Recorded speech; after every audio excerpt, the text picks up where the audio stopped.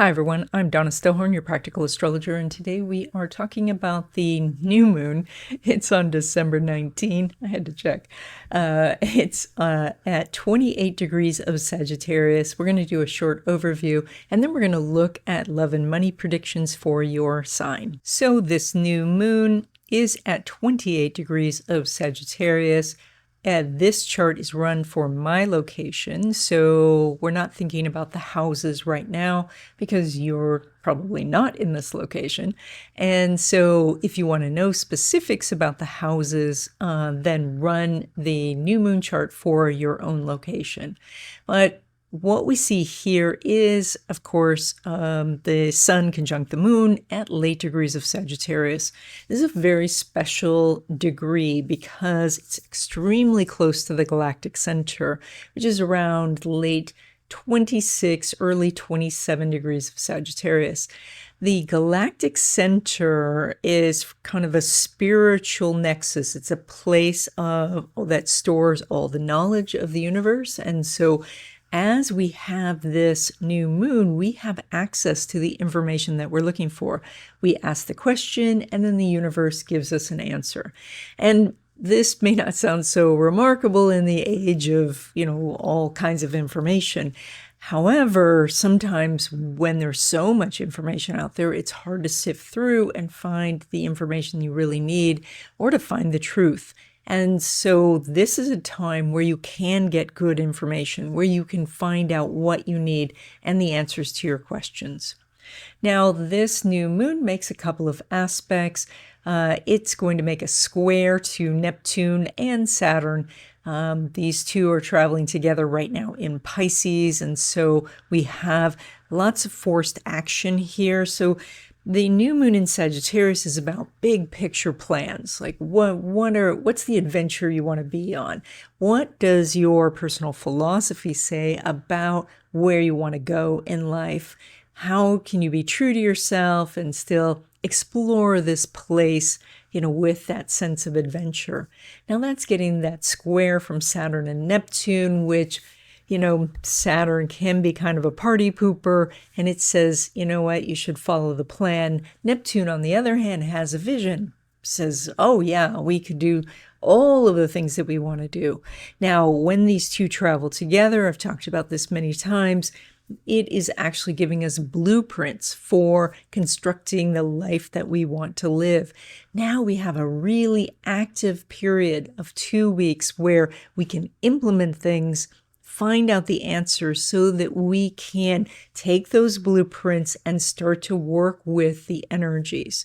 So this could be quite an exciting time for starting new projects, for even just deciding that you're going to do a new project, not even getting things done yet, because Sagittarius energy is big thinking. This is the overall goals. This is the trip that you're going to take. This is not which airline it's going to be or how you're going to get to the airport. It's not those details, not yet. This is more about what's the picture and what's the thing that you want. Now, at the same time, we are going to be doing an inconjunct to Uranus, and that means that there's going to be unexpected opportunities and interruptions. So when you're thinking about that is, you sit down to do your meditation, and that's when, your sister calls or the cat throws up on the carpet or something like that. So there can be interruptions. That's not a sign that you're supposed to not do this thing, but it could be a sign that you're supposed to tweak your thinking. You're supposed to do something a little bit different. You're supposed to maybe think not so linearly. Is that the right word? And not so much from A to B to C to D, but to think about, maybe taking a different path to get to where you want. Oftentimes we can get stuck because we get locked into an idea that, A has to lead to B. It has to go from going to college, getting the good job, staying at the job, and then retiring. Like, that never works for anybody anymore. So this is kind of that same thing, but on a smaller scale. It is to look at what it is that you're deciding to do, what you're thinking about doing. And then in that process, if you get interrupted, that's the universe saying, okay, start to think of something different. We also have Venus very close to this new moon. So Venus is kind of chasing the sun right now. Venus is going to form a star point in January. We'll talk about that as we get a little closer. But this is about looking at what you want, rather than maybe thinking about what everybody else expects you to do. So keeping in mind your preferences, your desires. And one more thing I wanted to mention about this chart, and that's Mercury. Mercury's really actually quite isolated. Now, it is in the same sign as this new moon, sitting back there, though, kind of in the corner, not really talking to anyone. It's making an aspect to the North Node and the South Node, but not making an aspect to any of the planets. And so that can mean that the thinking that you're doing isn't related to the other things going on in your life, which means you could have some really unique ideas, ideas that are not influenced by outside forces. Or it can mean that we're not thinking, that we are turning that part off and we're more reacting to things, or we're more just taking action, or we just want to explore and have a good time. And that's because that's in the chart right now. That's actually what we're supposed to do. The other thing that I wanted to point out about this chart is, in particular, this new moon, and we're just going to isolate the moon for a second, is way out of bounds. And Mars is out of bounds as well, so we should mention that Mars too. So out of bounds planets mean that you're willing to break the rules. You're willing to take a risk. So think about, like a typical high school situation where kids are not allowed to leave campus for lunch. When you have an out of bounds planet, you're willing to jump the fence. You're willing to take the risk because you want to go have the adventure. So here we have the moon already in the adventurous sign of Sagittarius and ready to break the rules, as well as Mars, which is sitting there in early Capricorn, and it is also very, very willing to break the rules.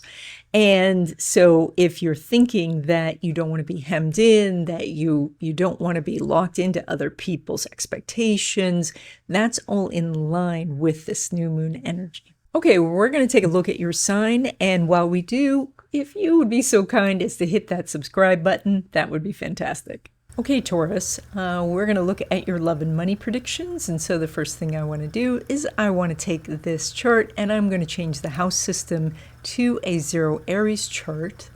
And then I'm going to rotate the chart so that Taurus is on the ascendant. And so this will be predictions for Taurus and Taurus rising. And we can see that this new moon falls in your area. Whoops, lost my pen. I always do that. Falls in your area. This is the entire area for resources from others. This is also about power and control. This is about intimacy and really knowing someone, knowing them inside and out, knowing their finances. So the energy here lights up these particular things. So this means that if you're in a love relationship, it could turn intimate. This means that if you're in a business partnership, you may learn some things about your partner that you didn't know. If you're in a marriage, you could learn some secrets about each other, but also you could find that you are closer together, that you're coming together for with an understanding that the two of you are one. You are coming together as one mind. This is about power and control, and so this is about taking control of your finances, and especially investments or passive income sources, and reviewing those, exploring new directions with those. And this is resources from others. So this may be a time where you actually receive something of benefit from somebody or multiple people, as you have 4 planets in this area right now. And so that could bring some interesting gifts your way. Now, Venus is your sign ruler, and so Venus in Sagittarius, of course, is sitting right there with that new moon. That's very nice energy. However, it is also making a very tight square to Saturn.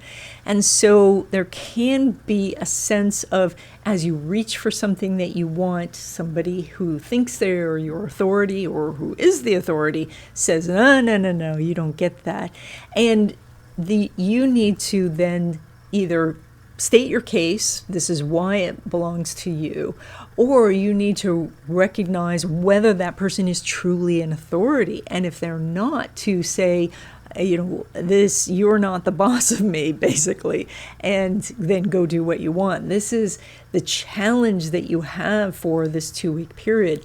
Now, it's also quite possible that it is your inner critic that is causing you the problem, that it's not some external authority telling you no. You yourself are telling yourself no, that you don't deserve it, you're not worthy, you shouldn't have it. And this is something that you want to examine to see if that is indeed true, if there's a good reason for denying yourself. And some people would, to say, I want to be more disciplined, or I have a bigger goal, so therefore I'm not going to go for the short-term win. But there's also a reason sometimes to say, oh, I don't need to be hard on myself for no reason. I don't need to be hard on myself in this particular case. The other thing that's going on in this chart is that same Venus here, I shouldn't have gotten rid of that box, so is making an inconjunct to Uranus and an inconjunct to Neptune. And these two are making a sextile with each other. So the 2 inconjuncts and a sextile you probably know as a yod. So a yod is a configuration that I don't think I can draw. I can't make letters. So a yod's a configuration that can put a lot of pressure on a single planet, in this case, your sign ruler. And what you want to do is you want to concentrate on the sextile energy, the energy of Jupiter and Uranus talking amongst themselves versus the pressure that's coming to bear on you. And so this, with Taurus energy, there's a great desire for keeping things stable, to have a sense of security by having things not change. And when we put Uranus and Jupiter together, that can bring change. But what Taurus forgets is that you are a sign that represents the earthly energies of the seasons, the patterns that are there. So you actually do very well with change when it's part of a cycle. So consider that all of the changes that are going on in your life right now, the changes that we see with this Jupiter sextile Uranus, you actually are okay with these. You can kind of ride that wave because you understand that, that after fall comes winter and then comes spring. Or, you see that the months change, the day goes into night and then the morning comes. These natural cycles you actually inherently understand. And so if things feel like it's slow out there in business, then recognize it will then pick up later. That if you feel like, oh, I'm having trouble finding and connecting with people, well, this is then a time to maybe withdraw a little bit. And then there'll be a time to be out there in the world again. Now, when it comes to love relationships, specifically new love, we're very interested in what's going on with your 5th house and the ruler of your 5th house, which is Mercury. Now, Mercury is in Sagittarius, but it's pretty far away from that Venus. And so they're in the same sign, which is helpful, but because of the distance, they're not really talking to each other. So think of it as being like at a party, you see someone across the room and they look really interesting, but it's hard to get across the room to get to them. And you can't shout across the room. It's just too big. So this is the energy that you're doing. And so You are at the same party, and you may need to check in with somebody you know and say, hey, do you know that person? And then you can eventually wind your way to that person. If, however, you're already sort of dating, this energy of having 4 planets in this area of intimacy could mean that you're taking the relationship to a more intimate level, that you go from the hug to something more serious. So the energy here could be, it's a little difficult to meet somebody new, even though you're at the same party.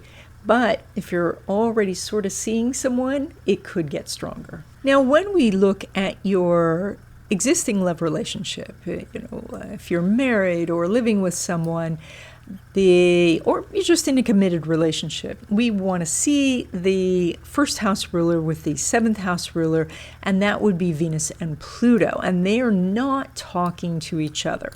They're in little separate worlds right now. And so even though you've got this great energy for intimacy, in your day-to-day life, you may not be connecting so much. So that is behind closed doors, good connection, but when you're just, doing the household chores, not so much. You're in your world, they're in their world, and you're not even listening to the same podcast. So this, of course, will change. That Venus will catch up with Pluto, and you're going to have a time where there's a great deal of connection between you. But right now, you're in your world, they're in their world. Now, when it comes to your money, we check your 2nd house, and specifically the ruler of your 2nd house, which is Mercury. Mercury is quite extraordinary in this chart, as Mercury is not talking to any planets. It is only making a square to the North Node and a square to the South Node. Oh, that was a terrible line I drew. But you get the picture. So you're basically, actually, it's not a good picture. Let me redraw that for a second, because I want you to really see what this is. The North Node and South Node are a continuous line. Mercury comes to that line, basically, and has to choose. Do I go forward on something, or do I go back to something that's familiar? So there is a very strong energy here of, it's necessary right now to, if you want to grow, if you want happiness, etc., to go do something new. But the temptation to do the tried and true is going to be very strong. And so you are here making a choice over this next 2 weeks. This may be related to a business that you have, a type of investment that you're doing, a job that you have. So this Mercury is so single-minded right now. It's not talking to anybody else. It's saying, okay, I've collected all the information that I've needed. I've done all my research. Now, what is it that I want to do? What do I think is right?